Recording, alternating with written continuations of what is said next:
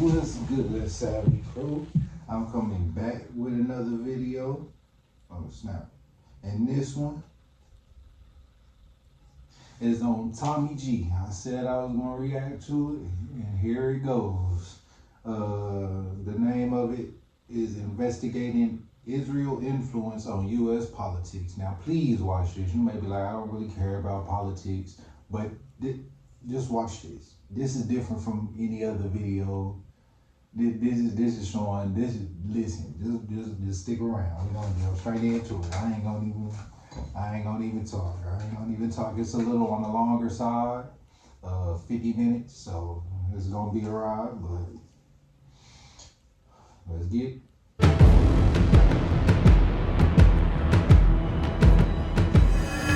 Israel is essential to the security of Jews worldwide. America has never flinched from its commitment to the state of Israel. America and Israel have a special friendship. I gotta be careful the way I say this. They're gonna try to ethnically cleanse Gaza. They're talking about basically removing 2.5 million people from there, okay?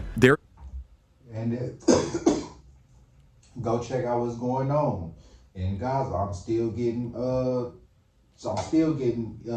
news notifications from Apple talking about Trump went over there to sign a ceasefire of killing them and letting the rest of the people out the concentration camps and bombing them and stuff.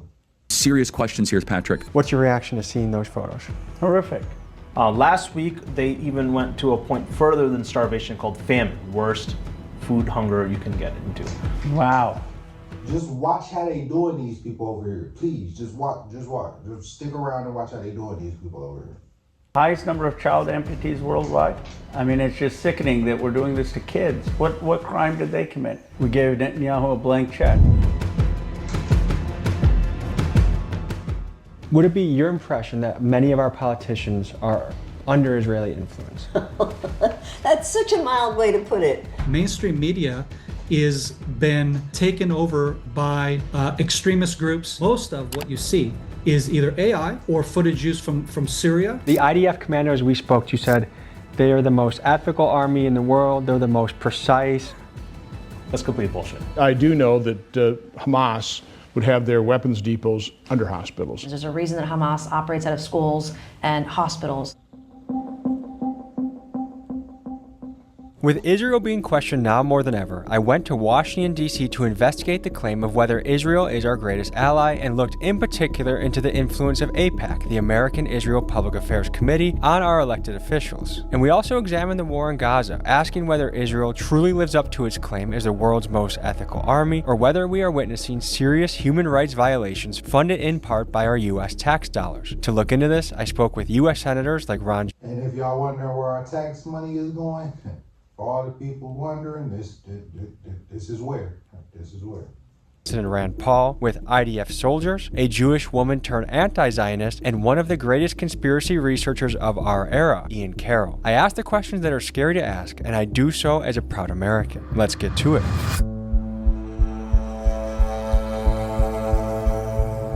So this is one of the scariest pieces that we ever worked on, and it's crazy as a journalist that you have to be afraid to ask questions or investigate the truth. So let's just start off with some ballpark statements. I'm not anti-Semitic. I hope all Israelis and Jewish people around the world are happy, healthy, and thriving, as I do for other people as well. It's possible that I'm going to be called anti-Semitic from doing this video, and that's not true. I don't hate anybody. There's not one person in this world I hate, and you can't tell me I do. What is the point of Me too. I'm not either. I am not anti-Semitic. I am not suicidal. None of that shit. Okay. All right. Platform if you're not going to do something that's absolutely necessary, which I believe this is. So what we're going to do is use very American principles, which is questioning the narrative, questioning our government, and questioning foreign governments. We're allowed to do that. People have died for that right, and people will continue to. But yet I ain't gotta say that because they're not really killing people for the information or the truth that we're spreading. They killed Martin Luther King and then because they was doing some stuff behind closed doors they shouldn't have been doing, or was finna say or expose some shit because something happened and then next thing you know they end up getting took out. They felt like they could get bigger than the power that put them on, and they had to show them, nigga, you can't get bigger than us. We made you. To fight for that right. So this is to freedom of speech. This is to investigation. Now, folks, let's jump into the video.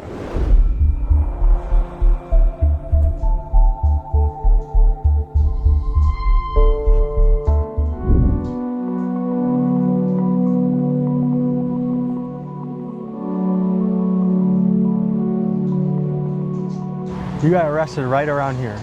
Well, inside in the Senate Foreign Affairs Committee chambers. You're a lieutenant colonel. Yeah. Ex-Green Beret. Yep. Served this country. 25 years. What was that like getting arrested? It felt right. This is Anthony Aguilar. He served as a U.S. Special Forces soldier for over 20 years, and after the horrific things he witnessed as a mercenary manning the aid stations in Gaza, he has decided to come forth as a whistleblower, sounding the alarm for what he says are massive human rights violations. Here's what he had to say. There are some members of our Congress, in the Senate and the House, that are compromised by a foreign government. I don't know what the compromise is, whether it's, pictures of them doing something embarrassing, if it's money, if it's promise of a few, like, hey, we back you for this next position. I don't know what it is. All the above. All the above. The Israel-Palestine conflict stretches back generations, but for today's episode, we will be focusing on the past 2 years. Let's rewind back to October 7th, 2023, when Hamas executed what's widely regarded as the worst terrorist attack in Israeli history. A coordinated operation used rocket barrages, motorized armed paragliders, and foot soldiers that swept through Israel, killing approximately 1,200 Israelis and taking around 250 hostage. Similar to how Americans responded to 9/11, Israel reacted to the horrific carnage by mounting a full-scale military operation, with their main objectives being to rescue Israeli hostages, eliminate Hamas military and leadership, and prevent Hamas from ever again being able to threaten Israel. As of late, some people have begun questioning the Israeli official narrative of October 7th. Was there a stand-down order? According to IDF testimony from the Knesset, the legislative body of Israel, IDF soldiers claimed they were told to stand down from patrol on the morning of the attack. Adding fuel to the controversy, Netanyahu's right-wing coalition voted against having a state-run inquiry into October 7th, despite polls reporting that roughly 70% of Israelis wanted one. That has helped spark conspiracy theories suggesting Israeli intelligence may have had prior knowledge of the attack. After all, Mossad is widely regarded as the best intelligence agency on the planet, and the level of surveillance they had over Gaza is incredible. Are there IDF soldiers that are purposely targeting civilians? I'm telling y'all, just go look at what's happening over there, bro. Just go look at what's happening. And kind of willy-nilly shooting people. So willy-nilly shooting, yes. The IDF utilize machine gun fire, shooting machine guns, shooting bullets at people to control the crowd. An Israeli newspaper report saying that soldiers were ordered to shoot at unarmed civilians waiting for food aid in Gaza. I experienced that with a young boy named Amir in distribution site number 3. And this young boy, without shoes, who had walked 10 to 12 kilometers, and when he came up and he got meager scraps from the ground, not a box of food, not a meal, he came and thanked us. He and others were killed. The Gaza Humanitarian Foundation has come forward with a press release last week where they showed, oh, this young boy that Mr. Aguilar said he saw on this date, we scoured the earth and we found him, and here he is. The boy that they featured in that is not the boy that I saw on the 28th of May. So it's propaganda. It is propaganda. They are lying. Now, GHF, the organization running the aid station that Anthony worked with, came out with a statement refuting Anthony's testimony by poking holes in at least one aspect of his story. Say the kid that Anthony claimed had died, a little 8-year-old boy named Abdul, is actually alive and well, and they have video proof of it, and therefore we should believe none of Anthony's testimony. However, let's also share Anthony's side of the story. He would make the case that you see how they lied in the news like that? The lead reporter investigating whether the kid was actually alive or not, Mohammed Salama, was killed in an airstrike by the IDF when the Nasser hospital was bombed live on camera multiple times. This horrific bombing of one of the last functioning hospitals in Gaza showed aid workers and journalists being killed. When asked about this, both our politicians and IDF soldier contacts maintained that the aid workers and journalists were Hamas. Here's the footage of the men who died in the airstrikes. Tell me in the comments if you think they are Hamas. So my name is Doron Kedar. I'm a sergeant major in the Israeli Defense Forces. today in reserves. This is Doran Cater. He is an IDF veteran of 20 years, and he is currently serving as a Special Forces reservist. He is the host of the Doran Cater podcast and a strong voice advocating for the Israeli perspective. Mainstream media. Listen, I don't know. He can look at all them symbols in the background. If you, like I said, once you see symbolism, you can't unsee it. Once you see it, you can't unsee this stuff. I see too much symbolism back there on that shelf that I don't know if he is controlled opposition or not. And let's be clear, because there is a lot of YouTubers that is not real. It's either probably the government doing it or they sending people out to make these type of videos. I have had speculations about it, and then shout out Didi Got a Podcast. He confirmed it with his last couple videos that he dropped, that a lot of these YouTubers is not, they didn't came after YouTube. So these videos you think you might be watching with real people, because I told you, what they give to us is old. Like old toys, when you give your old clothes, old toys away and shit like that, it's old to them. So who knows? They probably been had this Sora or this AI video shit and making AI videos and putting them out, and we just didn't know and thought they was real the whole time. They just didn't have the logo on there. They put the code. They can edit the shit, so they can edit the logo out, the code over the watermark. So we probably didn't know the whole time. I was watching this video on I think I said it in a video, but how computers was made and when they was made.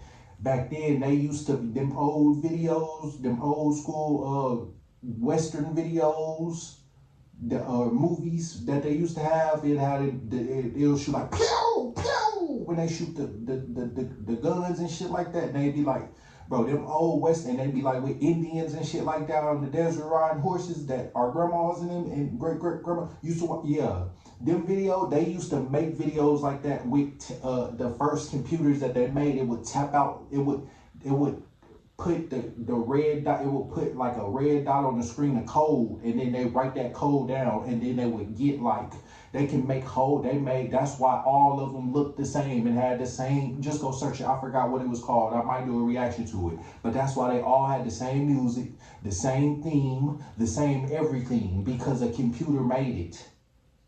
Same thing with the movies today. Probably they're making the movies and songs, they can make songs like that too. So you think these artists is really, they giving these artists songs to make. Some of them can't even make their own songs. That's why they billionaires. Some of them got well, I ain't gonna say they is, but they get loaned that money because they tell them to sing these songs. That's why it matches with that demonic, because how is a song gonna match with a demonic theme? Rap ain't even supposed to be demonic. So how is it having all these demonic themes in it? Come on, man. Is been taken over by extremist groups from the far left, wokeism, Islamist groups, socialist groups, Marxist groups. In my experience speaking with IDF soldiers and pro-Israeli politicians, there seems to be a common playbook when it comes to tackling any criticisms of Israel. In my conversations with these guys, I've been called an... And that video was like 1921 I was talking about. That computer video, that was in like 1921. So think of now. That was in 1921. Semite, a Jew hater, told I've been thinking like a Nazi, and even accused of bearing responsibility for the horrible attack recently in Manchester, simply for asking questions that I think most of us have. But folks, I am a lover of all people, Israelis included, and these smears will not stop me from questioning what I see. Most of what you see is either AI or footage used from Syria and or Iraq and or other countries. What do you think the true number of dead civilians is? That is probably looking more at maybe 20%, maybe 30%. By war standards, it's still pretty darn high, right? No, the opposite. What they will tell you is that Israel's ratio for civilian to combatant is actually much lower than the war in Afghanistan and Iraq. Basically, our ratio has been 1 combatant to maybe 2 civilians. The case Dorn is making here is that the numbers out there that were allegedly leaked within Israel are actually false, and the civilian casualty rates are not so horrible, and that these numbers are fabricated by woke/Hamas-influenced media. So we sat down with Dr. Aziz Rahman, a man in Milwaukee that actually volunteered at Nasser Hospital in Gaza for 2 weeks, and we hear what he saw boots on the ground. Dr. Aziz Rahman, I practice here in Wisconsin. Yeah, I was in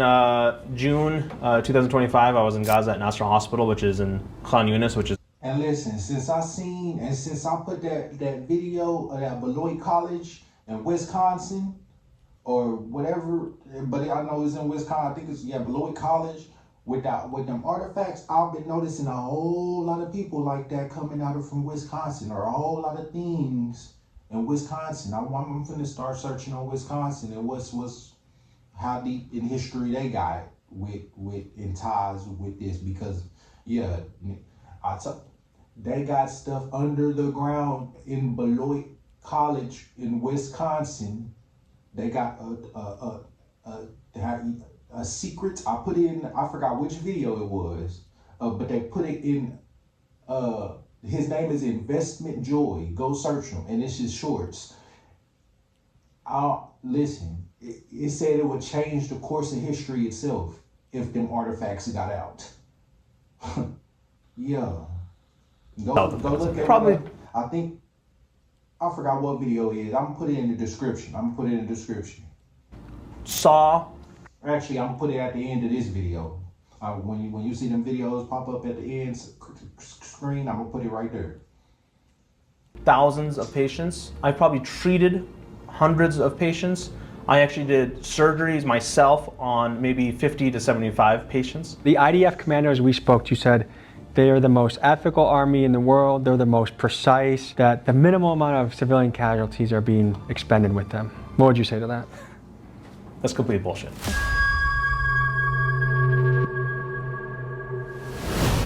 Hi, I'm JT and I made Result Hunter, the search engine for conservatives. Let me just tell you what it does. First of all, big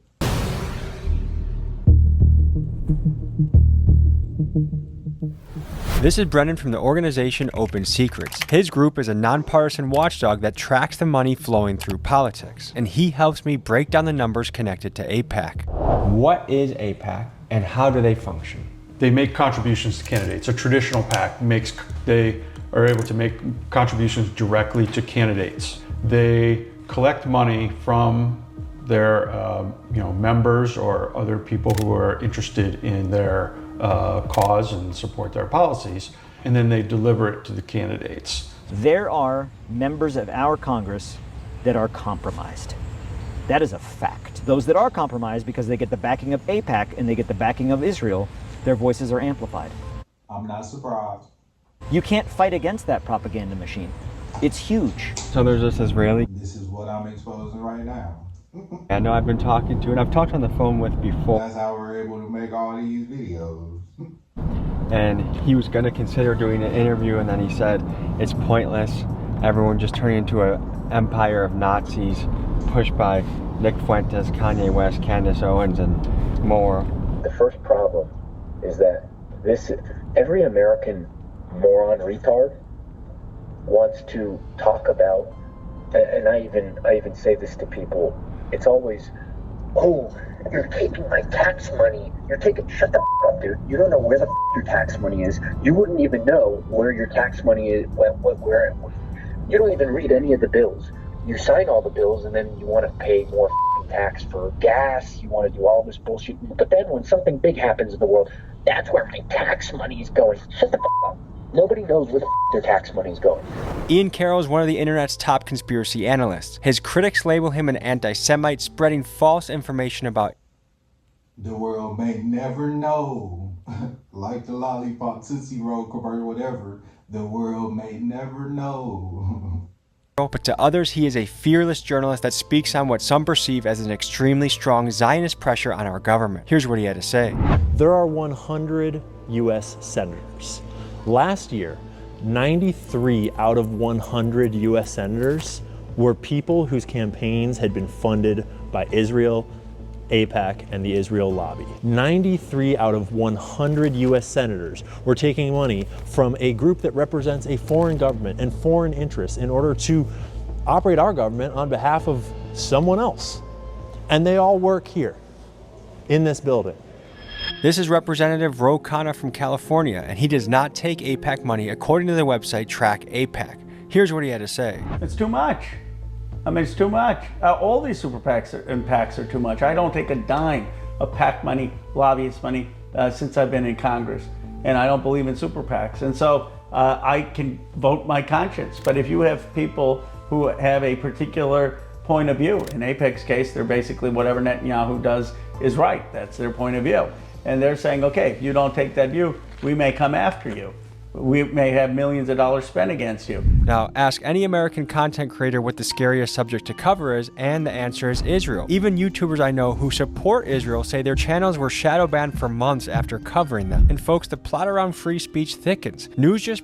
And that's why that last video cut down that video short, because of censorship. Israel, but I mean, still, I'm gonna test my limits. Fuck it, because you can make as many YouTube channels as you want. I ain't got that many followers and subscribers yet. I could always make another one. So. Larry Ellison, co-founder of Oracle, will be buying TikTok, a platform where young people can freely exchange unfiltered ideas. No Israel connection here, right? Wrong. Ellison is one of the IDF's largest private donors, giving the army tens of millions of dollars through Friends of the IDF, a nonprofit that brands itself as a non-political, non-military organization, but somehow also is the official which I am. I'm finna make 3 more channels. Partner of Israel's soldiers. Is it hard to trace who's getting money from AIPAC and how much? I'm gonna make 2 more, and then so I can have 3. It's pretty straightforward. You can tell, if their PAC makes a contribution to a candidate must report that, and must report where it came from. Can we see some of the numbers, like to what level AIPAC is funding our politicians? AIPAC would fall under a what we call ideology single issue. So these are, groups that are focused in on particular issues. So this is the top contributors for 2023-2024. Yes. So it's fair to say that actually the left was much more heavily funded across the board, and that if you break it down further to AIPAC, it was about, what is that, 25 million to the Democrats and about 17 million to the Republicans.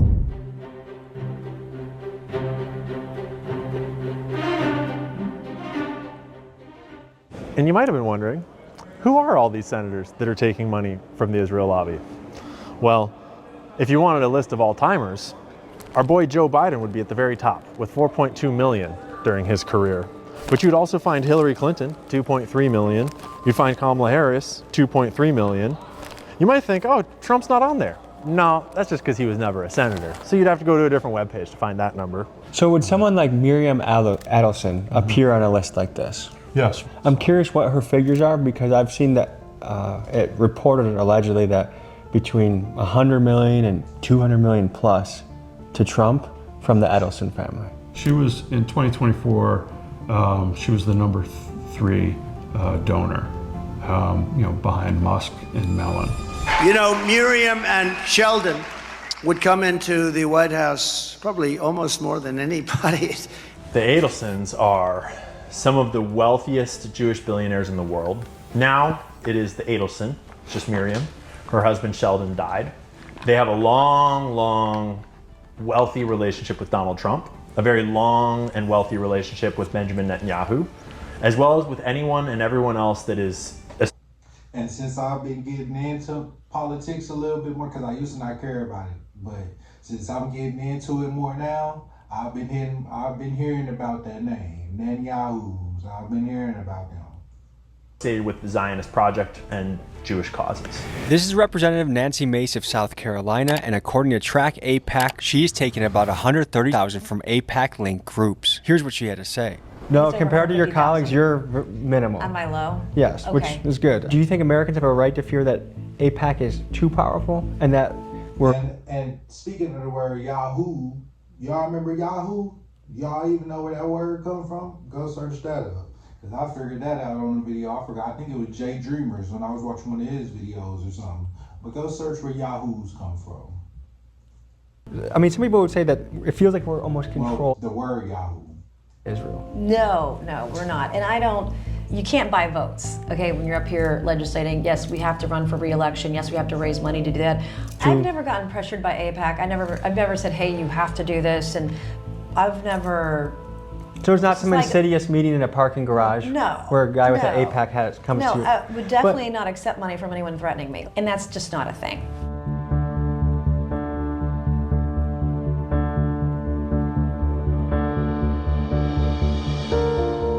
Mr. Johnson, Tom.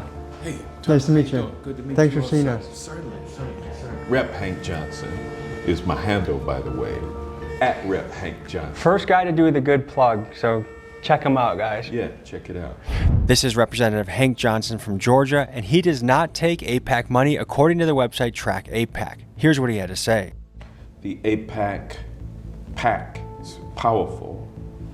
The money that they put into elections can be influential, and so politicians do pay attention to that.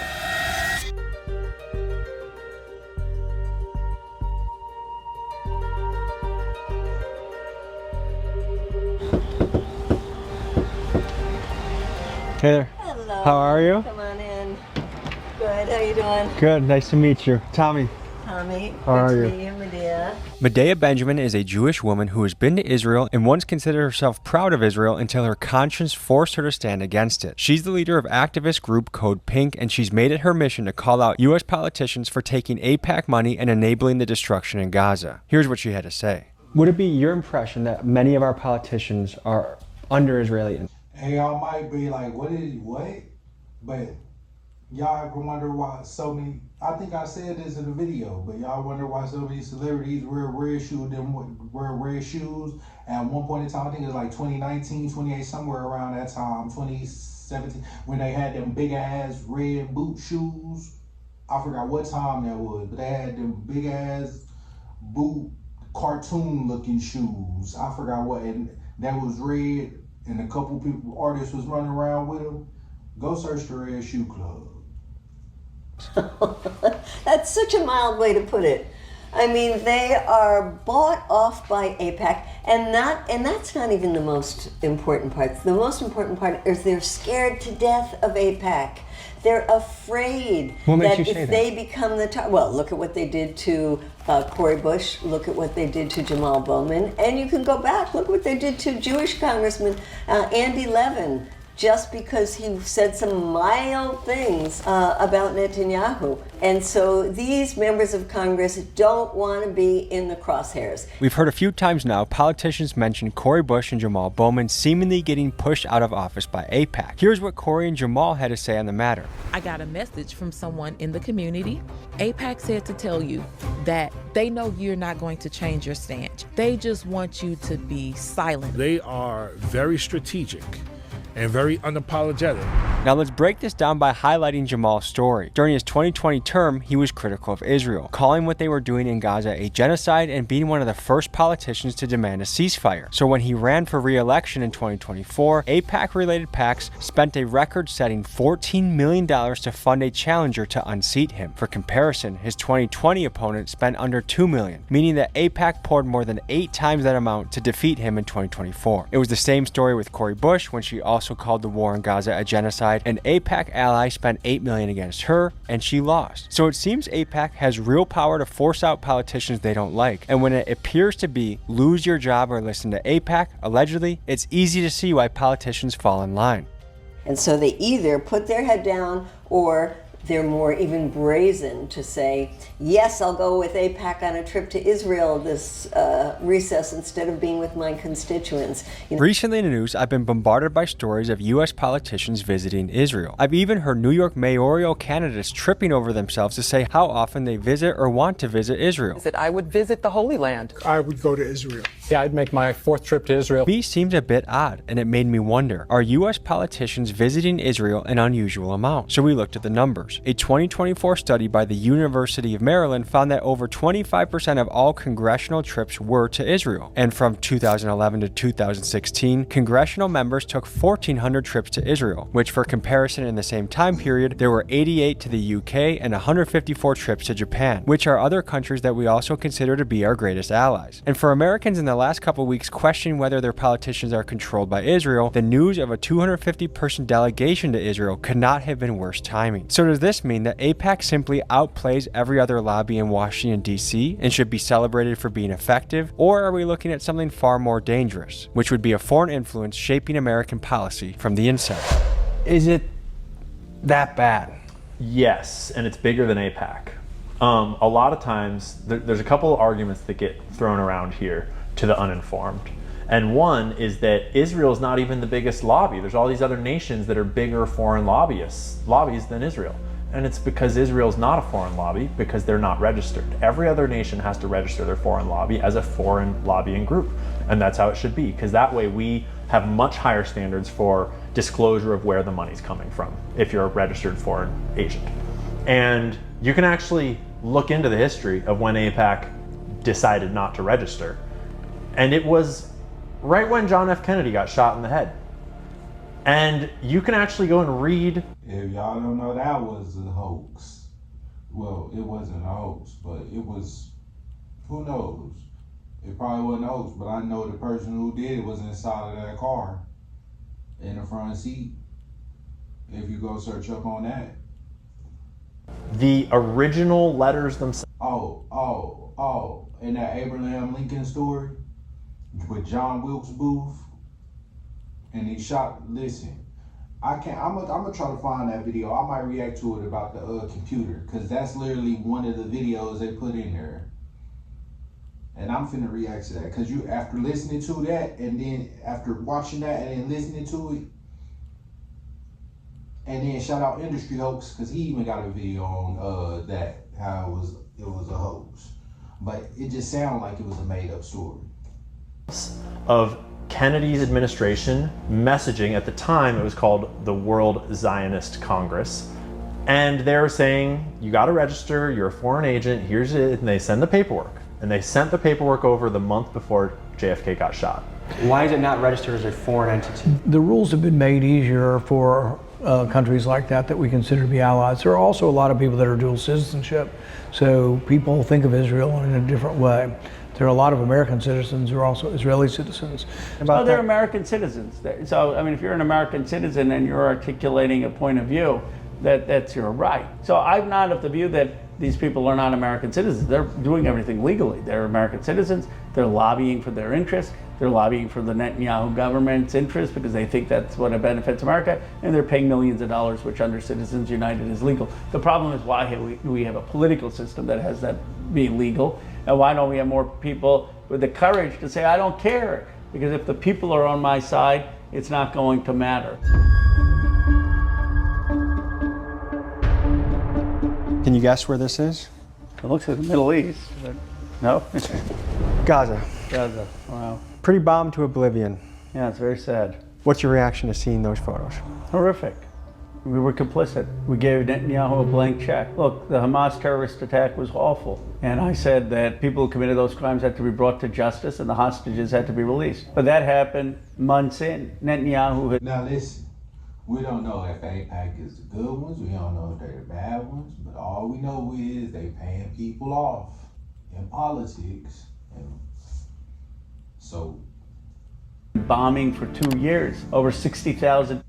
I think I know where I'm at though, what side I'm on. Killed. Reports out there estimate that anywhere between 70 to 95% of all housing stock in Gaza is damaged or destroyed. Listen to this take. Because as you heard, Donald Trump took some AIPAC money, so. Norman Finkelstein, a Jewish scholar whose mother and father both endured the horrors of the Holocaust. 95% of Gaza's housing is gone. Yeah. It was estimated that it would take until the year 2050 to just clear out the rubble. I talked to an IDF commando, and if you look at the IDF position on the war, they are the most precise army in the world, and they are very fair in how they strike. In researching this story, I spoke with US Navy SEALs, a Canadian soldier, and others who have served overseas. Many of them supported the IDF's claim that Israel is actually taking extra precautions to limit civilian deaths by risking their own men's life to go door to door to warn Palestinians before bombing their homes. By contrast, in wars like Iraq in 2004, my sources say that civilian homes were often hit without warning. And it's worth noting that in the Battle of Fallujah, for example, the deadliest battle in the Iraq War, there was also an estimated 80% civilian casualty rate. And one theory I'm entertaining is that the casualty numbers we are seeing in Gaza aren't unprecedented, but rather is actually typical of urban warfare in densely populated areas, as several IDF soldiers have pointed out to me. The difference today is visibility, that this is the first major urban conflict where smartphone footage is uploaded daily. And if Iraq, Afghanistan, or Vietnam had been broadcast this way, I think the public outrage would have been just as strong. So to me, this suggests that the backlash on Israel isn't necessarily an anti-Semitic double standard, but rather, unfortunately for them, that this is the first time that the world is witnessing the brutality of war in real time on their phones. First of all, they use 2,000-pound bombs. You can't be precise when you're using 2,000-pound bombs. Gaza is densely packed. This is just bombing of a city. Even in this first picture, what I would call the good days, where there's still buildings standing. Let's just start with one of the reports that's come out in the last few months with 83% civilian casualty rates. What would you say? Are those numbers accurate? They're not accurate, and I'll tell you why. The United Nations gets their numbers from the Gaza Health Ministry. Who runs the Gaza Health Ministry? Hamas. Wix gives you the power of AI to build the website you need. If I was an infantry company commander and I had 4 infantry platoons, I was moving into an area to conduct a combat operation where I knew there was enemy. And at the end of it, I killed the enemy, but 83% of the population was dead. I would be tried and sent to Leavenworth for war crimes. If you're branding yourself as the most precise army in the world, I think those numbers say another story. It's awful, but we need peace in Gaza. And I don't know how you get peace in Gaza without taking out Hamas.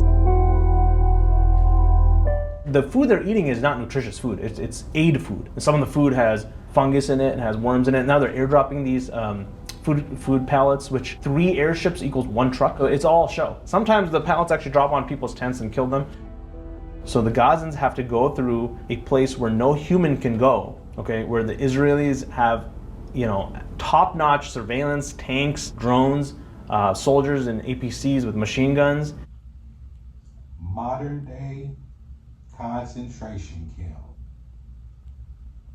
You have to walk through these corridors that kind of cordon them off like cattle to the aid point. Now you have American mercenaries with machine guns and grenades and tear gas and whatnot watching them. For every, for example, 10,000 people, there's only 1,000 pallets of food. So there's this fight to see who can get the food first. And then they have to get corralled through this exit, which is just like cattle, right? Exit on the way back out, and on the way back out, the Israelis and the Americans shoot over their heads to corral them out quicker. Americans are shooting too? Yeah. That Hamas has taken that money. We know that for 50 to 60% of every dime that's gone to humanitarian aid in Gaza has gotten into the hands of Hamas. So yeah, starvation is absolutely real. Last week, they even went to a point further than starvation called famine, worst food hunger you can get into.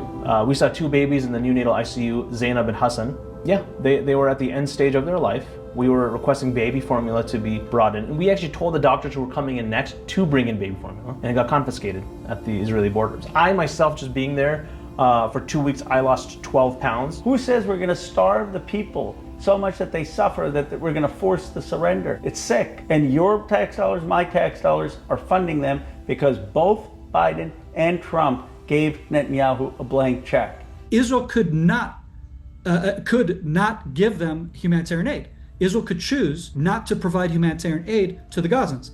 Did you know that that the United States did not provide humanitarian aid in Afghanistan or Iraq? How many kids did you come across with bullet holes or bomb residue? Yeah, so again, I don't know the exact number. For every 100 patients, I would say 10 to 15 were kids, 10 to 15 were women, and then you have 10 to 15 elderly / handicapped, and then the rest men. Almost in the very young men, just past 18 years old, who are just the strongest person in their family, and they were tasked to go get the food, the aid at these GHF sites, the Gaza Humanitarian Foundation, and they're supposed to walk kilometers in the heat with their sandals or they're barefoot, and they're the ones who are supposed to go get it, and they're shot. Take a look at the writing in blue. Wow. Highest number of child amputees worldwide? I mean, it's just sickening that we're doing this to kids. What crime did they commit? These are crimes, and there needs to be accountability. One thing that really stood out to me was the Nasser Hospital, which, according to many reports, is one of the last functioning hospitals in Gaza. And there was a doctor from my hometown that served there as an American, and after he got back, shortly after, it got bombed twice. Double tapped, some people say triple tapped. On live TV, they killed the rescuers. No Call of Duty. Bombed them. The very stairs that I walked, the very people I worked with, medical students, journalists. It's a war crime on TV, but kind of the news cycle's over and we're past that. It's not a war crime because the aid workers that were posing as aid workers that were Hamas, we had journalists that are Hamas, but they're posing as journalists. And when Israel finally took them out, and knowingly that the optics is not going to look good, but we can't keep letting them use the disguise in order to continue the warfare against Israel. And then what happens is then you get that reporting on most of the mainstream media that will jump on the story without looking deeply into the facts on the ground and discovering, oh, that guy was a Hamas person. IDF soldiers. That is true, but listen, there have been people from America trying to go over there. Even, I think it don't matter if you just try to report on the story, but I know a lot of Americans have tried and they all died trying to do that. I remember it was this one, it was a TikTok going around or something, and there was a lady that was over there, and she was trying to film what was going on, and they was all in the circle around her, and next thing you know, that shit ended up bad. So, hey, I ain't gonna lie, I would try. I ain't gonna lie, I would try to go film over there. I would go do it. Listen, I ain't gonna cap to you. I would try, cause nigga, shit, hey, I'll put it out there. But listen, it's people that tried, but now who knows if this is even true? But I feel like it is, cause look at history. History repeats itself, and they tried to keep this a secret for so long, but it's finally, I mean, it's coming out now. It's getting its business big. And it's been going on. It's just now getting a big topic. Often call themselves part of the most ethical army in the world. But would the most ethical army be linked to killing over 240 journalists? According to the UN Human Rights Office, 242 journalists have been killed in Gaza, making this the deadliest war for journalists to cover in history. The most common defense I hear from IDF soldiers is the journalists were Hamas. I do know that Hamas would have their weapons depots under hospitals. They put citizens at risk. Let me ask you about this. Let's just establish some reality, okay? I don't want to get steamrolled again. If you were in a restaurant with your entire... I'm not steamrolling you. A little bit. If you were in a restaurant with your entire family and there was one terrorist in there, would it be acceptable for anyone to bomb that restaurant to kill the terrorist if they also killed your innocent family? Is that ever an acceptable answer? So war is hell, which is why you want to avoid it. Okay? The only way you end war is you have to defeat the enemy. To say that they're using civilian grounds, I think is an excuse to invade these areas, to bomb these areas, to level these areas, to get rid of the buildings, to eventually have their plan of occupation and settlement and eradication of the Palestinian people. Do you think Benjamin Netanyahu is guilty of war crimes? I think that there's definitely been war crimes committed in Gaza, and that he's the prime minister. But again, the legal determinations the International Court of Justice is going to do, and there should be a court and there should be a process. Every other home in Gaza has like stuff like this. This was gift wrapped in a house in Gaza. We found like hundreds of these, and this is like Hamas terrorist, right? T-shirt, okay? This is like what the kids wear for their summer camps in Gaza, right? Wow. And this is recruiting, yeah? Their summer camp is recruiting for terrorism. Every home had an affiliation for one of the terrorist groups. Who's the masterminds behind all these groups? This right here, the Muslim Brotherhood. It's easy to label Hamas as terrorists, and they've undoubtedly committed terroristic acts. But let's ask ourselves honestly, what makes a man grow up to hate another country? Because I don't think the Taliban despise Americans simply because we had freedom, but rather because we bombed and occupied their homeland for decades. After all, a freedom fighter only exists when someone feels they have no freedom. And when you look at the reality that Palestinians have faced for several decades, blockades, military checkpoints, homes demolished or taken by Israeli settlers, electricity and water being cut off, and entire generations growing up under occupation, is it really surprising that resistance movements would form? And furthermore, one could argue Israel indirectly propped up Hamas to encourage division in the country and prevent the more reasonable and democratic PLO from uniting the Palestinians. Now, this does not in any way excuse the innocent Israelis dying in the horrific October 7th attacks, but as an American who regrets what my country did in the Middle East since 2001, I do think this context is important to consider. You got to spend some time and go search what Project Camelot was. IDF soldiers. I did. Did you feel they conducted themselves professionally, or did you feel like they had a callous attitude towards killing? I felt they had a very, I would call it an inhumane approach to killing. When I first got into Gaza on the 24th of May, I was at site number 1, and an IDF infantry squad was moving past the area. He was like, hey, and he spoke in a Boston accent. I was like, oh, you Israeli? And he was like, well, I'm from Boston, I'm here serving in the IDF. An American serving in the IDF. And he was like, oh, you're part of the new American food thing? And I was like, yeah. And he was like, why are you feeding our enemies? And I was like, well, I think we're here to prevent Hamas from getting the food. And he was like, everybody here is our enemy. What Anthony is pointing out is a little unsettling. There are Americans, not dual citizens, who go to Israel to serve in the IDF. I've personally spoken with 3 of them. And folks, to be precise, these guys are not acting as paid mercenaries. They are enlisting as soldiers in the IDF. Now, I can understand a Jewish American having a profound emotional tie to Israel, a nation central to their heritage, faith, and identity. But let's flip the perspective. Imagine Americans taking leave from their jobs in Boston or California, traveling to China to become Chinese soldiers and fight under the Chinese flag for a few weeks, then returning home to resume their American lives. Would that strike you as odd? To me, it raises serious questions. Like, if these Americans are willing to fight for Israel, but not in the United States military, where does their loyalty truly lie? Because a lot of people are saying we're committing genocide, right? Fact check. Look at the population growth in Gaza since 2023, October 7th, and you'll actually see that the percentile of the population growth has grown. That sounds almost unbelievable to hear given the numbers that are coming out of the conflict, that it's not people dying there, it's actually the population's growing and flourishing. While 1.9 million people are displaced, there's near famine and starvation conditions. That's where it feels like we're getting propaganda. That's impossible. That's right, you're getting propaganda. So these are facts I'm giving you, right? It doesn't mean people aren't dying. In fact, now they're creating these humanitarian cities, corridors, which are basically... And also, I think I know on my last video that I just did, I said Wikipedia. I forgot Project, I said Project Lunch Break. My lunch break, shout out to him. He does videos breaking down the old world and how the old world buildings used to be and shit like that, and what the old world used to be. Okay, and he goes into how the buildings was founded. You know, they say founded back then. How the buildings was founded, and they always have on the Wikipedia page like the same name, but just different spelling or something like that. Go search my lunch break, because I see it. So Wikipedia was written by just that when it comes to searching facts like that, like the old world shit, like old world basilica building, and shit like that.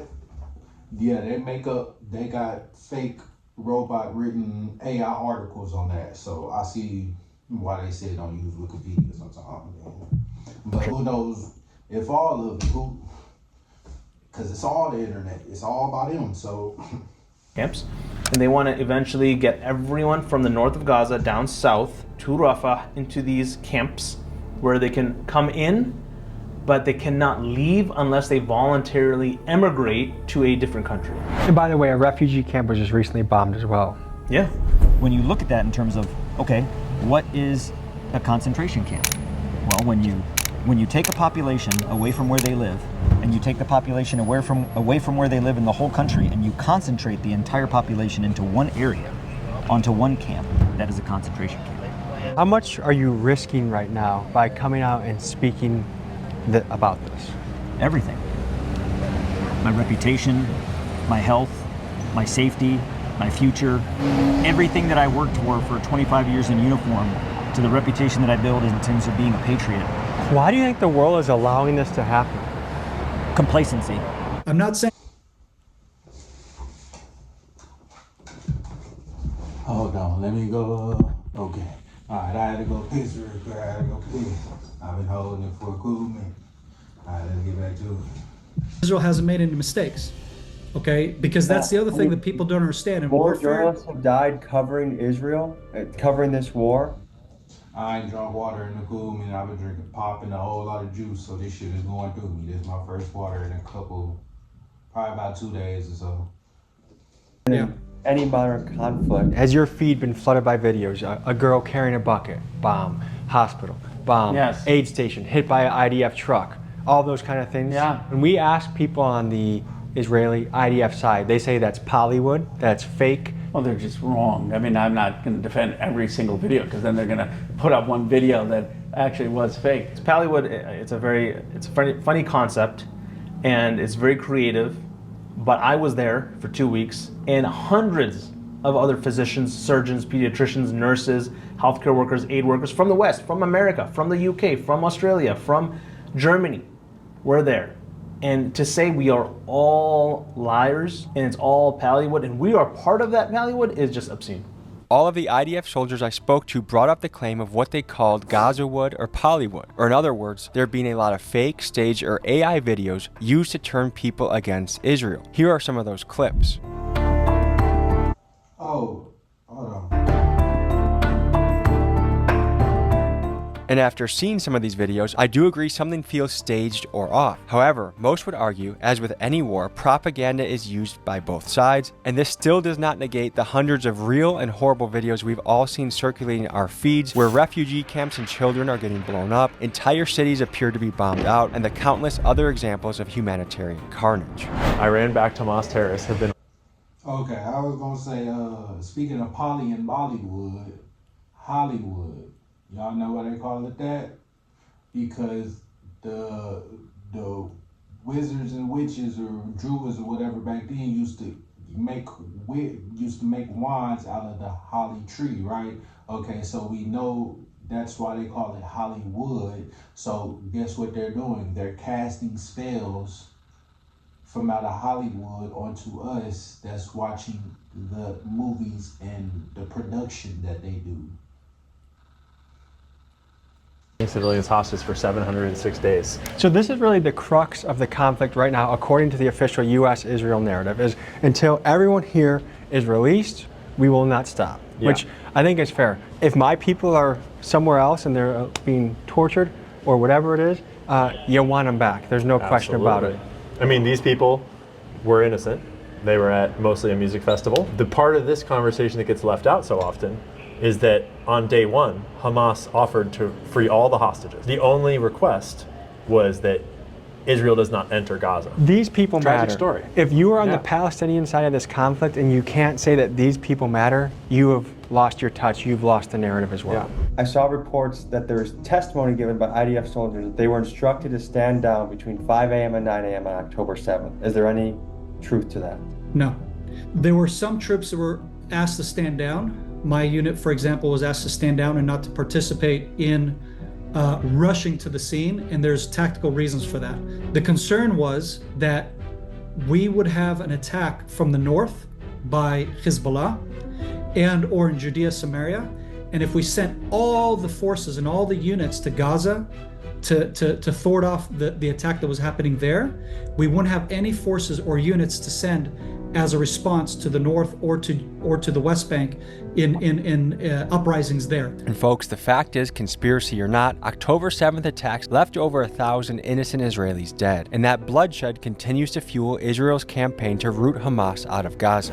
What's the solution with Palestine? You want to propose a Palestinian state. What does that mean for Palestine, and what does that mean for Israel feeling protected that another October 7th isn't going to happen again? Well, that should be the policy, no October 7th again, and not militarily eliminate Hamas, which is where Netanyahu's policy is. It means Israel is a secured state, Jewish homeland, democratic state for the Israeli people. Palestine, no Hamas, democratic elections, demilitarized as a Palestinian state with the help of Jordan and Egypt and other Arab countries, Saudi Arabia, to help make sure that it is secure, that it isn't overtaken at all by terrorists or Hamas, and that it will not threaten Israel. And it recognizes Israel's right to exist as a Jewish homeland. And people say that's hard. Yes, it's hard, but we have to work towards peace. There's no other alternative.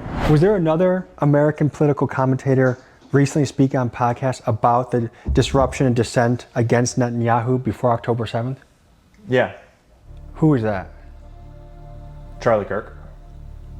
There's many young men in America that are actually questioning and I think have decent reason to ask that Israel is on the suspect list of who killed Charlie Kirk. Which is insane. And where did you get that? The mainstream media that are trying to throw Israel under the bus into another conspiracy. They also said that Israel is behind 9/11. Of course, Israel also controls the mainstream media, right?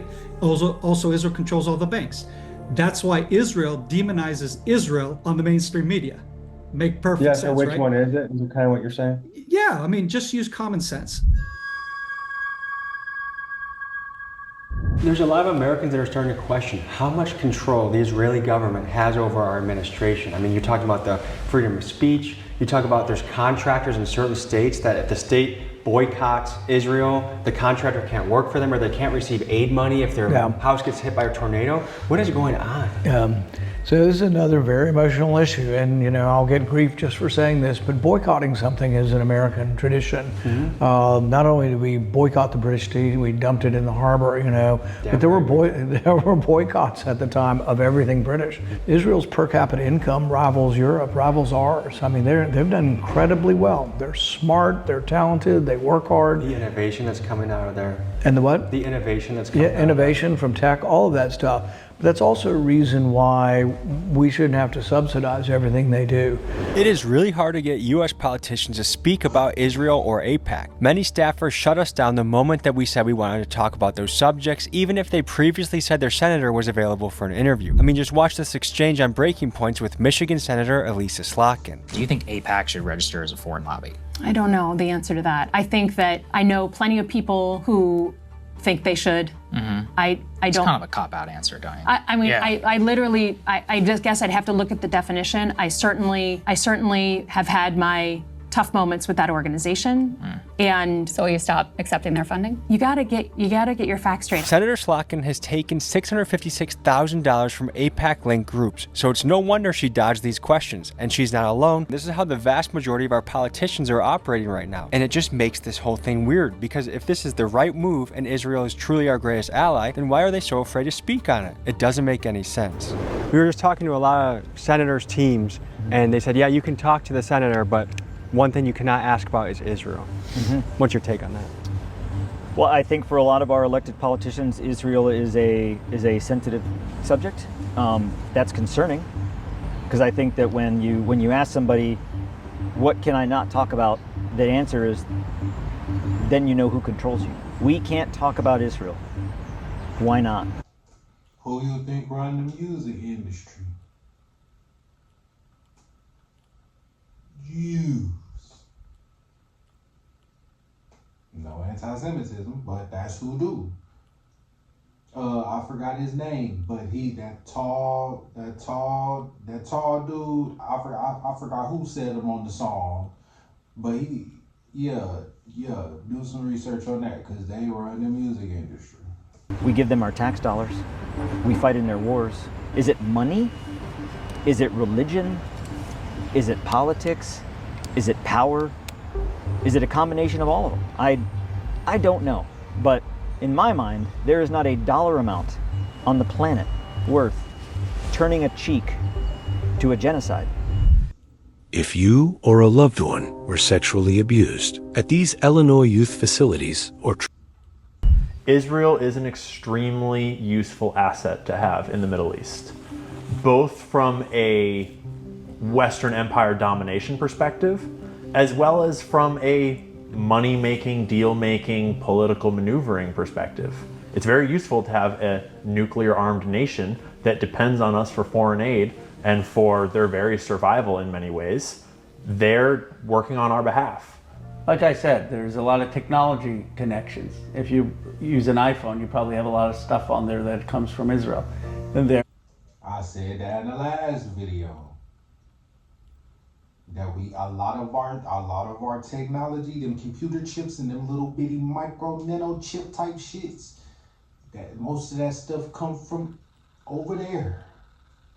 I'm telling you, I said that in the last, and I remember when that first, because I watched the video. I'm telling you, I was, bro, and that was like 2017, 2018. I'm telling you.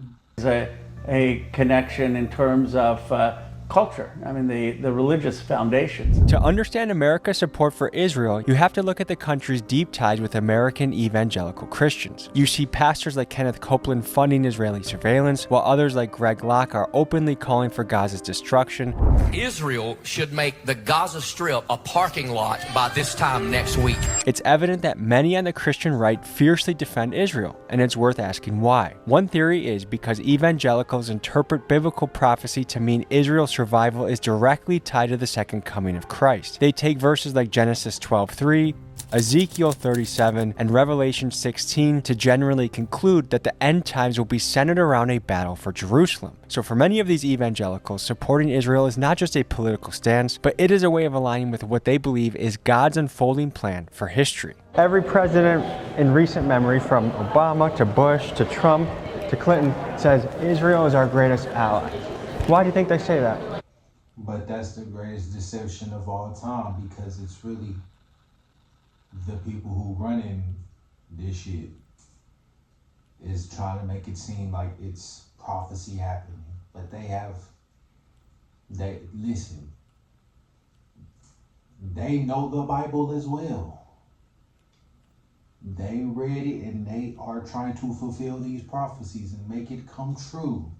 The enemy knows it as well. That's why he is able to deceive us so well. Israel has been a staunch ally in the Middle East. They continue to be that way. But what has happened with the state of Israel is it has come under the control of a right-wing extremist who's not interested in peace. And that has led this country to where it is now committing genocide. Are they our asset, or are we theirs, or a combination? Isn't that the question? The Zionists would say that it's a partnership, right? The Zionists would say that we love Israel and Israel loves us and we support each other and we both promote Western values and we're both, he's the only democracy in the Middle East, right? Sort of. Assets are relationships based on manipulation, coercion, control, inherently. Allies is a relationship built on friendship and shared growth and shared gain. And ally is a word that I would not use to describe Israel. Do allies spy on each other secretly? Maybe. Do allies spy on the terrorists that conducted 9/11 and then not tell you what they're seeing? Maybe. Do allies send Jeffrey Epstein into the White House 17 times to apparently develop a relationship with the President of the United States and then probably blackmail him? Definitely not. And let's just say we do want to be allies with Israel. Are we not able to hold them to standards that we should hold every other country to for war? Yeah, war is ugly, I get that. And you got to take out what they view as the bad guy, the militants. Okay, if you were taking them out specifically. As Americans, what do we want in our legacy? We want to be honorable people who defended the voiceless, who defended the downtrodden. That's kind of our story. We're always rooting for the underdog. And then when it comes to this genocide, we are aiding and abetting the eradication of civilians. And I think us American citizens want the best for people, for humanity. Yeah. One big thing Americans need to think. And that's why I'm making these videos. As we continue to fund Israel and stand by during the destruction of Gaza is this. Is our support of them helping us or hurting us on the world stage? Can we honestly say that backing Israel is winning us allies, or is it isolating us and turning much of the global community against the United States? Because at some point, we have to ask whether our loyalty to one nation is costing us the respect of the rest of the world. The thing that makes conversation about Israel so complicated is that we are having this conversation inside of an information war. We are in the nexus of one of the largest propaganda campaigns the world has ever known, because there is an entire nation's future on the line.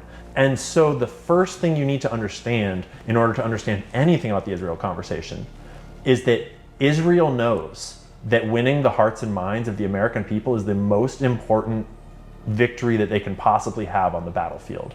And they spend billions of dollars targeting American minds through politics, through media, through brands, through celebrities, through every piece of messaging that they can possibly use. Because if America starts to genuinely question our relationship with Israel in any meaningful way, Israel has to rewrite their entire playbook of how they do what they do and what their goal is. Folks, the truth is this is a very complicated issue that would take an entire college course or hundreds of podcasts, I feel like, to really understand what we're talking about. So this would just be the tip of the iceberg, a springboard for you to start your own investigation. But I want to empower you, the viewer. You also are a journalist in a way, or an investigator. When you speak with your friends, when you look up things online, you are also discovering the truth for yourself. So take nothing I say as the truth. Figure it out for yourself. But hopefully this points us in the right direction to ask questions that a lot of us feel deep in our gut, like something is off here, something is wrong here, and I will not be intimidated into not asking questions. After all, I'm a goddamn American. I feel fiercely proud to do this because so many people sacrificed their lives that we have this freedom. So may we always have it, or may we fight for it. Love you guys. Thank you for tuning in, and we'll see you next week.